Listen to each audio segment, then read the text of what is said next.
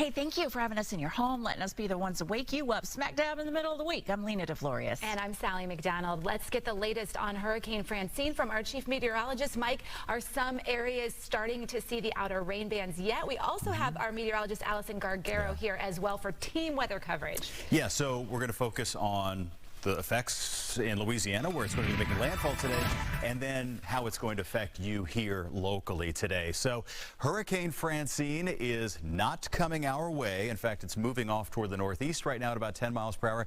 It's a strong Category 1, and yes, some of the outer rain bands are just now moving into the coastline of Louisiana, there around the Vermilion Bay area. The latest statistics, 90-mile-per-hour winds. Once it gets above 95, then it will get upgraded to Category 2. And that will probably happen later on today. That pressure level has been dropping. The lower the pressure is, typically the higher the winds will be, and so that's why it looks like it's going to be strengthening to Category 2 status. So what areas are going to be affected?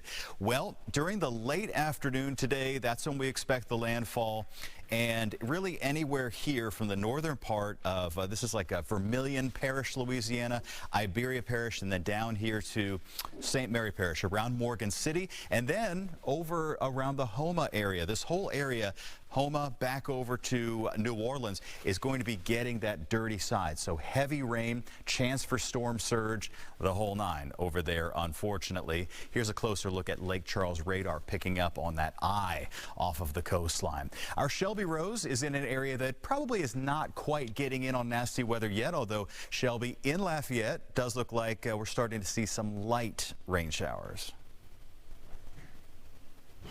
Very light rain, Mike. It's been going on for the last couple hours or so, but nothing that's picked up. We're not seeing any strong winds by any means, but I mean, downtown Lafayette is most certainly a ghost town as everyone is just waiting for Hurricane Francine's landfall. Earlier this week, the city's mayor-president did issue a state of emergency as well as a voluntary evacuation, specifically for those residents that live in those low-lying areas as well as those in mobile homes. But in terms of the state, we are seeing mandatory evacuations. That's over in the Cameron Parish, which is south of Lake Charles. We had a crew there yesterday who said that they did not see a single soul in sight. Also in Morgan City, which is about an hour south of where we are near the coast, there are voluntary evacuations in place there. Businesses and residents were seen boarding their homes up, getting last-minute gas and food ahead of the storm. We also did hear from Lafayette officials on the preps that they've been doing, and they do say they prepared for anything that Francine may bring.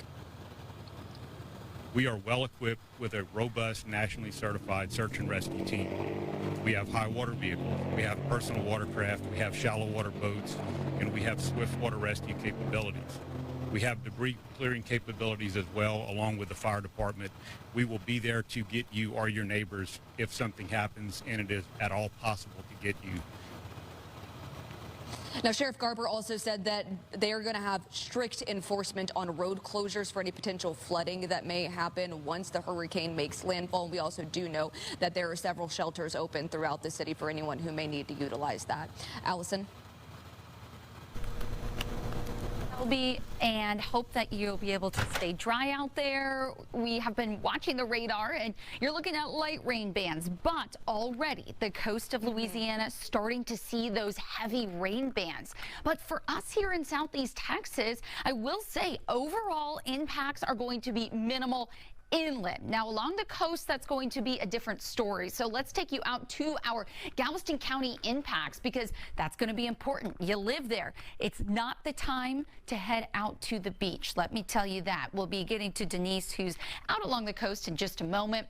And the main hazard's going to be coastal flooding, high rip current risk, but also the winds. There is a wind advisory in effect. We're likely going to be seeing sustained winds out of the north, about 20 miles per hour, but gusts upwards of 35, potentially 40 miles per hour as some of those rain bands do begin to get close. I will say the potential for storm surge is going to be pretty low, 2 feet. That would be the highest possible. There's that wind advisory along the entire coast. Some showers right along the I-10 corridor north of Baytown heading toward Houston, but still some of the heavier rain bands are going to be offshore. No lightning associated with this. We don't normally see a ton of lightning, especially during these tropical activity. But let's talk about the timing. Yes, there could be a few isolated showers from the Woodlands to Houston by around lunchtime. Likely going to be seeing a few more heavier rain bands throughout the afternoon, but the coast going to be seeing the biggest impacts. And that's where we find our very own Denise Middleton. How's it going? We've been checking in with you all morning. Denise, do you see the wind picking up maybe just a bit more, or is it pretty much the same? Yeah, the wind is starting to pick up a little. We can start to feel a drop in the temperature here this morning. Behind me, you can see the waves hitting the pier, but the storm surge is still low. Now, Galveston Beach Patrol did issue a red flag warning ahead of the storm because, of course, they're expecting strong winds and strong currents, and so they're urging everyone to be extremely cautious and stay in knee-deep water, or maybe just wait a few days before heading down to the beach. Now, they say they're expecting the storm surge to get as high as the seawall, although the National Weather Service has dropped their tropical storm watch for the area. Moderate flooding is expected with winds of 25 to 30 miles per hour. Now, County Judge Mark Henry did sign a voluntary evacuation order for the Bolivar Peninsula through 8 o'clock tonight due to expected tides and surge that's expected to impact Highway 87. There's also going to be additional law enforcement at Bolivar Peninsula to increase public safety and protect property. And of course, those living along the coast know that just a little rain and high tide can bring flooding, especially in those low-lying areas. They're used to the flooding. When I see that, I'm like, man, I'm gonna need a canoe to get to work. So honestly, the water gets pretty high. Like sometimes it's you can't even see the sidewalk. I could probably swim all the way down there to that gas station, and I'm not exaggerating at all.